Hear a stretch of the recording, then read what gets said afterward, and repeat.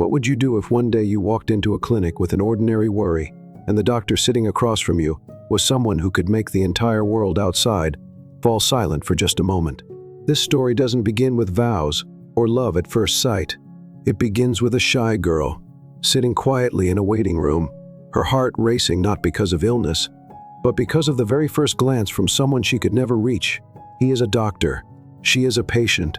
Between them lies the distance of status, money, and the fear of being hurt. But some things, once they awaken real emotion, can't be stopped by logic or rules. Follow the unexpected, quiet, but intense journey between two people who seem to live in different worlds.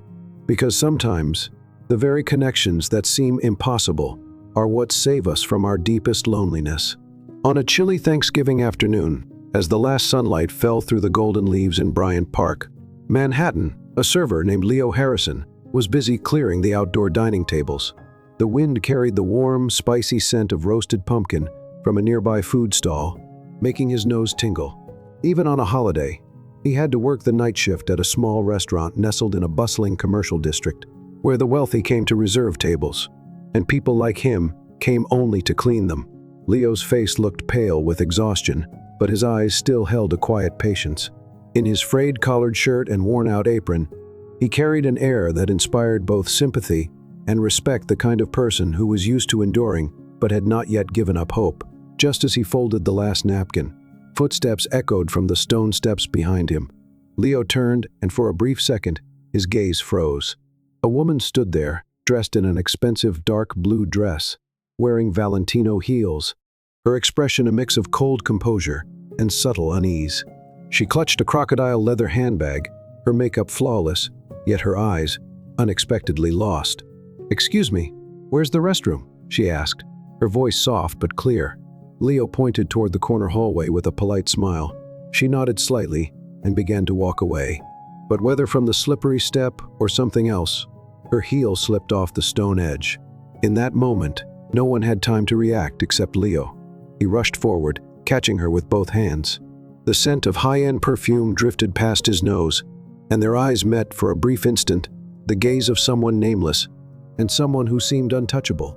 While families were gathered around dinner tables elsewhere, in the middle of this crowded city, two complete strangers accidentally collided with fate. One who seemed to have nothing, one who seemed to have everything. But no one knows sometimes, a fall is the only way for two people to truly see each other. And so, the story begins not with a date, but with a fall and a hand reaching out at just the right moment.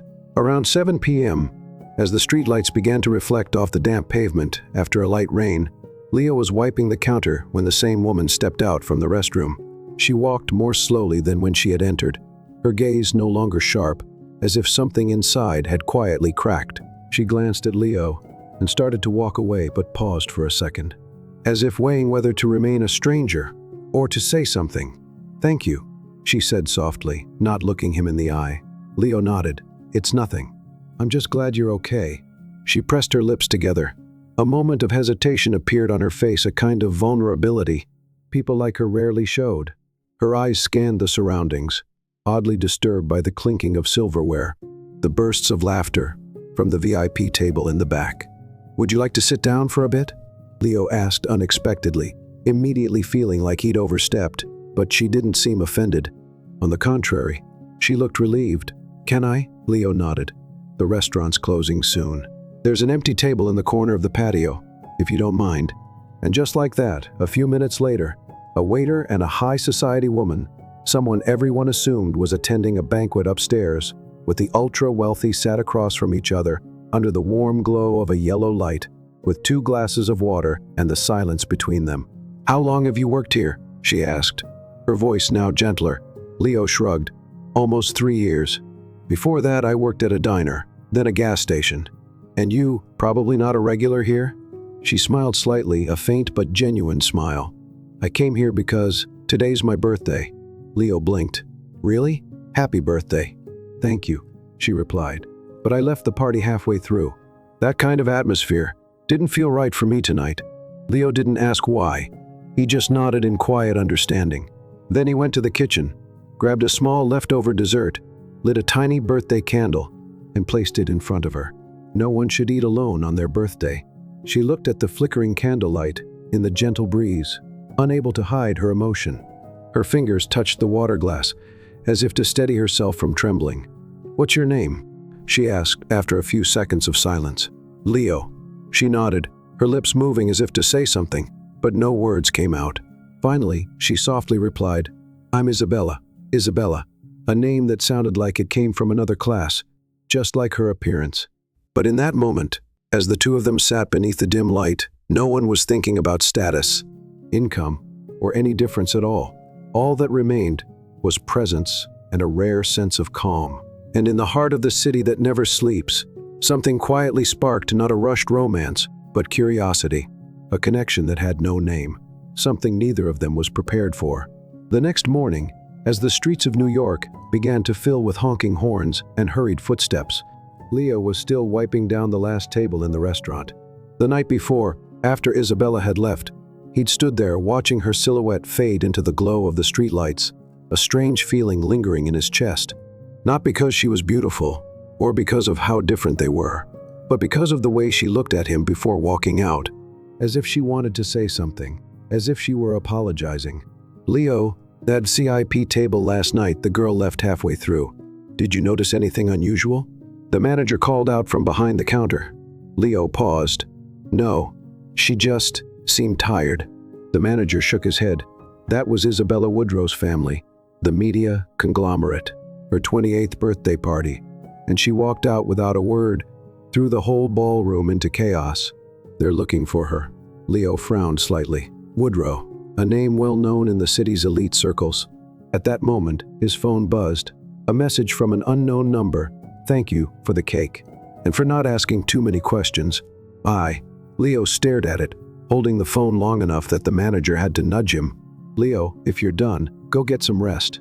On the way home, questions began forming in his mind. Why would someone like Isabella choose to escape her own birthday party? Why had she found her way to a quiet corner of a restaurant and sat down to talk with a nobody like him?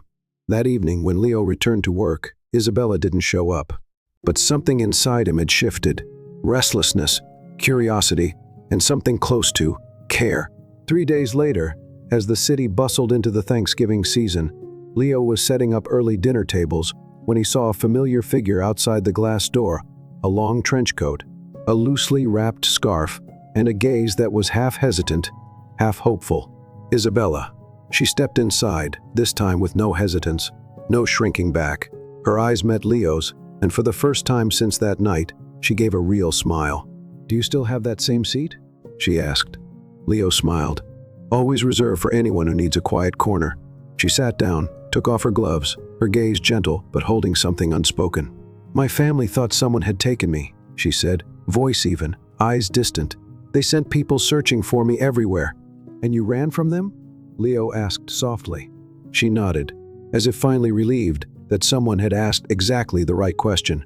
"Do you ever feel like you don't belong in the life you were born into?" she asked, and Leo didn't answer, because deep down, he knew that feeling all too well. That afternoon, in the cozy warmth of the restaurant amidst Thanksgiving season, the late sunlight streamed through the windows, casting a soft golden glow on Isabella's face. But her eyes weren't soft. They looked far away, as if focused on a place no one else could see. Leo wiped his hands on his apron and slowly pulled out the chair across from her. He didn't say a word, just quietly waited. After a long pause, Isabella placed both hands on the table, fingers tightly intertwined as if holding on to something about to break. "Did you know? I used to dream of living in a small house with nothing but peace," she said, her voice steady, but trembling near the end. Leo nodded gently. "I grew up in a rented room with 4 people. Peace is something I always dreamed of, but never quite reached." Isabella gave a faint, sad smile. "I was born into the spotlight. I wasn't allowed to make mistakes. I wasn't allowed to be weak. I'm the only child of the Woodrow family, the media empire. My entire life has been a pre-written script." She paused, eyes glistening but no tears fell. "Do you know what they made me do on my birthday night? They arranged for me to announce my engagement. A live broadcasted engagement ceremony, with a man I've never loved." Leo looked up, his brows slightly furrowed. "And I ran away," she spoke quickly, as if slowing down would rob her of the courage to say it. I don't want to be part of that life anymore. I don't want to be a piece of property traded in cold handshakes. Leo's voice came out like a whisper. You did something most people never dare to do in their whole lives. Isabella looked at him. For the first time, her eyes no longer seemed lost. Are you afraid of me? Afraid of what? That I come from the world you've always resented. Leo paused, then slowly replied, I'm not afraid of your past. I only fear that you're not ready to leave it. Silence settled over the table in the middle of the afternoon. Not an awkward silence, but the kind that happens when two people finally see each other for who they really are, stripped of everything else. Behind the restaurant doors, guests had begun arriving, and the scent of buttered garlic and roasted meat drifted through the air. But in the midst of that busy scene, there were only two people, sitting face to face, two worlds, two classes, and one moment of quiet convergence just beginning to form. As Isabella stood to leave, she said slowly, Thank you for not looking at me like a last name. And Leo, with a gentle nod, and thank you for daring to be yourself, even if it was just for one afternoon. On a calm early winter morning, when the trees along the sidewalk still carried a trace of cold dew and the sun had yet to break through the gray clouds, Leo's little restaurant was unexpectedly thrown into disarray. The wind chime above the door didn't ring gently as usual, it clattered, as if someone had pulled it too hard, too urgently. Leo looked up from the coffee counter, his hands still dusted with cream powder. Standing before him were two men in gray suits and a woman in a wine-colored wool coat, elegant, sharp, and chillingly familiar. Isabella stood behind them, her face pale, her eyes seemingly being dragged back to the place she'd tried to escape. Isabella, the woman spoke, each word sharp as a knife. Aren't you going to greet your mother? The air in the cafe froze. Leo looked at Isabella, saw her frozen in place. Then suddenly, as if something shattered the protective shell around her, she blurted out, How did you know I was here? The woman Margaret Woodrow stepped forward, her eyes scanning the rustic space. She didn't answer her daughter. Instead, she turned to Leo. You're the one who let her stay, aren't you? How much do you want to stay away from her? Leo said nothing for a few seconds. Not out of anger, but because he was trying to comprehend how the world Isabella described could truly be so cold, so cruel. I'm sorry, he said, his voice strangely calm. I don't trade in people. Here, everyone has the right to live however they choose. Margaret curled her lips into a contemptuous smile. Then let me be clear, she's not yours. At that moment, Isabella stepped forward, standing between her mother and Leo. Her face was no longer fragile. I don't belong to anyone, Mother. Not to you, not to them. And I'm not some item for you to bargain with. The air seemed to crack open after those words. A heavy silence filled the room until Margaret turned and walked out, the two men following behind her. The door shut. Cold air swept in. Leo looked at Isabella. She was trembling not from fear, but because she had finally said something she had never dared to say in her life. Leo stepped forward and gently draped a scarf over her shoulders. If today's the day you choose to stop running, I'm here. Isabella looked up at him. Her eyes, shimmering, no longer held confusion, only something real for the first time, trust. A few days later, light rain fell, its gentle tapping on the glass roof of the restaurant, sounding like memory knocking. Leo was wiping down the counter when the bell above the door rang. It wasn't a regular customer, but a middle-aged man in a long coat, hair neatly combed, carrying a camera and under his arm, a copy of a prestigious business magazine. Excuse me, is this Leo Hart? He asked, his voice professionally friendly. Leo nodded. That's me. What's this about? The man smiled and handed over a business card. I'm Marvin Klein, reporter for American Heritage. You've probably heard about the recent events involving Miss Woodrow. Leo didn't respond right away. Not because he didn't know what was going on, but because Marvin's eyes were scanning him like a tabloid predator, looking through him for a sensational headline. What do you want from me? Leo asked, his voice deeper than usual. We want to do a piece about the mysterious disappearance of Miss Isabella Woodrow, about her being found in a small diner on the outskirts of Charleston, and more importantly, about the man who's been hiding her for the past few months. Marvin finished his sentence with a nod, as if confident he'd hit a nerve, but Leo just smiled slightly. She's not a headline, and she's not here for your entertainment. Just then, the back door swung open. Isabella appeared. Her hair was soaked, and her eyes narrowed when she saw Marvin. Did my mother send you? She asked, clutching the hem of her coat tightly. Marvin froze for a second, then tried to maintain composure. "No, miss. I'm with the public. And the public has a right to know. No, they have no right to know anything. This is my life, and I don't owe anyone an explanation." Her voice wasn't loud, but it was firm like a knife planted into the table during a storm. Leo stood silently beside her, a mix of pride and unease rising in his chest. Because after that day, the reporters didn't back down. Just a few days later, a blurry photo of Isabella stepping out of the restaurant appeared on the front page of a tabloid with the headline, "Missing Heiress living off the grid with poor chef." From a peaceful kitchen, Leo and Isabella were suddenly thrust into the spotlight, scrutinized, speculated about, judged. Their quiet life began to tremble bit by bit, like a glass set on a shaking table. One night, after the restaurant lights had been turned off, Leo sat alone by the stove. Isabella came over, quietly sitting beside him. They didn't speak for several minutes. Finally, Leo said, "If you want to leave, if this all becomes too much, I won't stop you." Isabella turned to him, looked at him for a long moment, then gently shook her head. "You're the reason I still have the courage to stay." Outside, the wind tapped lightly against the window panes. But inside that kitchen, something had taken root, something stronger than the storm outside: trust. On a Monday morning, while Charleston was still wrapped in the thick fog of late autumn, the small diner on Riverside Street suddenly became unusually loud, not because of customers, but because of 3 black SUVs parked perfectly in line outside, and a group of suited people stepping out, like they were securing the scene of a crime, not visiting a place that sold ham sandwiches for under $3. A woman appeared last, hair pinned up high, long coat, black sunglasses covering most of her face, but one glance was enough for Isabella to recognize her. Her mother. Leo stopped wiping the counter and turned toward the door just as it swung open. Isabella stood up. The kitchen fell completely silent. "How long do you plan to live like this?" Edith Woodrow didn't need an introduction, didn't wait for an invitation. She marched straight in, her voice as cold as a New York winter. "Until I feel peace," Isabella replied, not backing down. "Peace?" Edith let out a sharp, short laugh. "In this dump, with a no-name chef, you left behind a future that was laid out for you: fame, fortune, a decent husband. For what? To wash dishes and live like a runaway?" Every word hit like a slash across Isabella's chest. But this time, she didn't lower her head. "You never ask if I'm happy. You only ask if I've followed your plan." The air froze. The entire restaurant seemed to hold its breath. Leo looked at Isabella, but she didn't take her eyes off her mother. "You don't have to accept him, but you do need to know I'm not going back to that life. Not because I want to rebel, but because I've found a place where I can be myself." Edith stood in silence for a few seconds. Then, in a level voice, she said, "If you walk away from the family, from the fortune, you're no longer a Woodrow." Isabella blinked, her lips trembling slightly, but she nodded. "Then from now on, I'm Isabella Hart." Leo froze. His heart skipped a beat.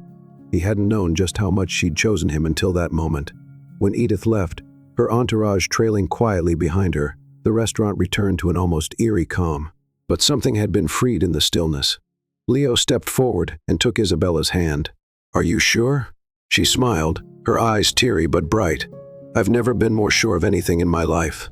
That evening, the diner opened like usual, but anyone who walked in could sense that something had changed.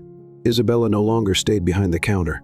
She greeted guests, took orders, even smiled genuinely. As for Leo, the way he looked at her was no longer tentative or awestruck.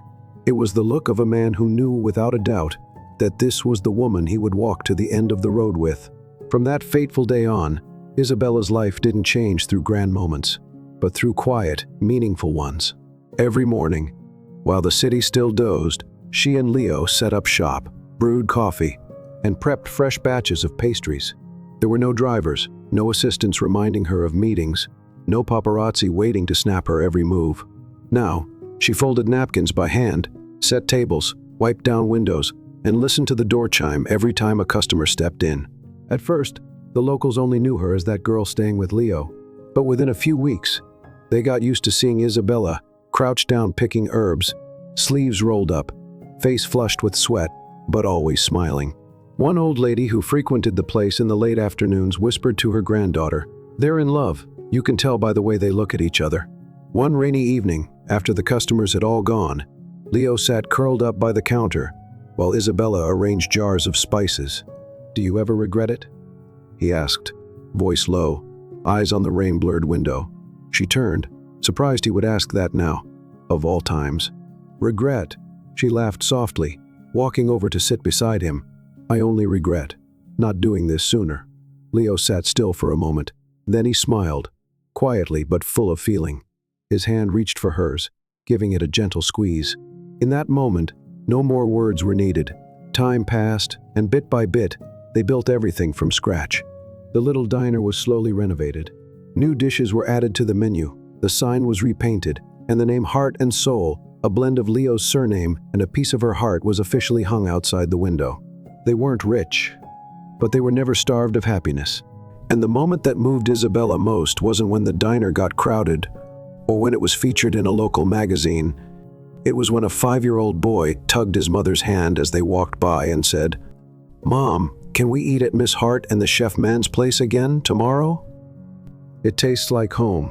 That night, Isabella sat quietly on the porch, ginger tea in hand, eyes glistening. Leo sat beside her, saying nothing, just gently placing his hand on her back. "We really have a home now, don't we?" she whispered. Leo didn't answer. He simply nodded and pulled her close to his shoulder. And in the quiet darkness of a small town night, the hearts of two people from seemingly different worlds had found the same rhythm. That afternoon, the sky was unusually clear. A soft breeze slipped through the old wooden window frame, carrying the scent of toasted bread and lavender from the vase Isabella had placed on the counter. Heart and Soul was as busy as ever, its familiar warmth, now the rhythm of her and Leo's life. But then, as with all fairy tales, a trial came to disturb the peace. The wooden door swung open. A woman stepped in, poised and elegant. Her high heels clacked steadily across the wooden floor. She wore a tailored designer suit, her hair pulled tight, and carried a Hermes handbag. She didn't look like the usual clientele of this humble little diner. Isabella was wiping a table when she froze. Her heart lurched, tugged back into another life, a life she thought she'd left behind. "Isabella Hart," the woman spoke, cold and crisp, like she was addressing a board meeting. She looked up, eyes wide. Gwen Stanford, former head of communications at Hart & Company, once a trusted mentor who had treated her like a younger sister. But now, Gwen's eyes held no warmth, only tension and warning. "We need to talk about your family's lawsuit to regain control of the company and the estate that's now frozen." Isabella's chest tightened. She looked over at Leo, standing behind the kitchen counter. He hadn't heard the words, but his eyes had caught every movement. Gwen stepped closer, placing a thick envelope on the table. "They want you back, not out of love, out of fear." An heiress washing dishes in a roadside diner? The press is about to have a field day, Isa. The air in the diner turned heavy. Isabella clenched the rag in her hand. Her face didn't flinch, but her hand trembled. She had chosen to walk away. She thought she had let it all go. But now, the past wasn't knocking with apologies. It came with conditions. Leo stepped forward, standing beside her, quiet but steady, as always. Gwen glanced at him, then let out a sarcastic laugh. "So, I suppose he's the reason you gave everything up?" Isabella raised her head and looked Gwen straight in the eye. "No, I am the reason I gave everything up." That evening, after the diner had closed, Isabella sat on the front porch. The moonlight slipped through the tree branches. In her hands was the letter Gwen had left, an official invitation from her family. Return, renegotiate everything, but only on the condition that she end this self-destructive lifestyle that's tarnishing the family name. Leo came out, said nothing, just sat beside her. He didn't ask, didn't press. He simply placed a hand gently on her shoulder, a quiet reminder that she wasn't alone. After a long pause, Isabella finally spoke, her voice hoarse. "If you were me, would you go back?" Leo looked at her, his gaze calm, as if the answer had always been there. "No one can force you to return to a place you left because it hurt you. But if you need to face it, I'll go with you."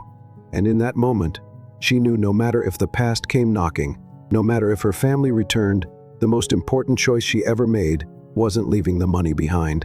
It was finding someone who wouldn't walk away when the whole world did. 3 days later, on a freezing early winter morning, Isabella left the small coastal town. All she carried was a single suitcase and a battle in her heart that hadn't started yet, but was already aching. Leo didn't say much, just held her hand for a long time before she stepped into the silver car. Gwen had sent. It had been a long time since Isabella had returned to San Francisco. The towering buildings along Market Street no longer overwhelmed her like they used to, but the sense of unfamiliarity remained. When the car stopped in front of the Hart estate, the place she had grown up, her hand instinctively tightened around her bag strap. The iron gates opened. The same people, the same house. Only she was no longer the girl who had walked away.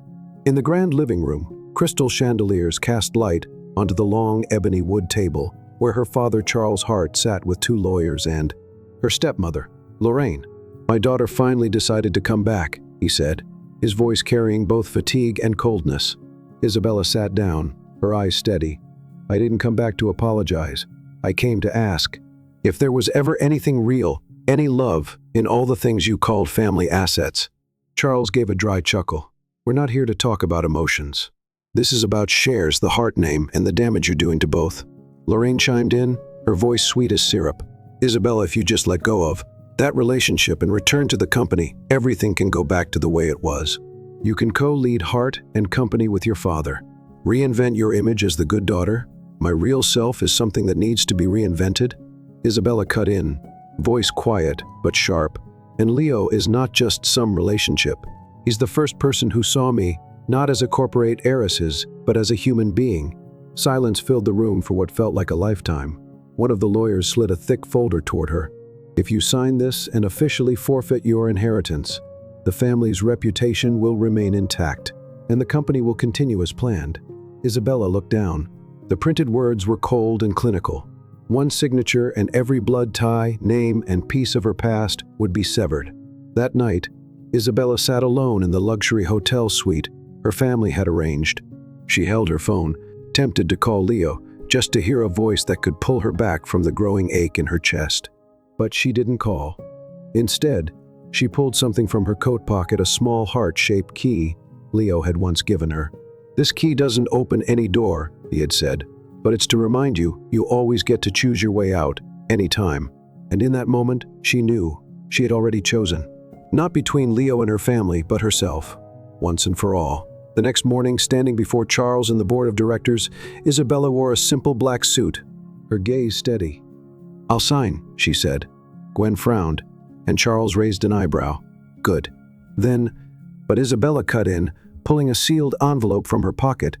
"I'm also leaving behind a restructuring plan for Hart and Company, a company that could actually survive if it stopped relying on legacy, image, and hollow prestige."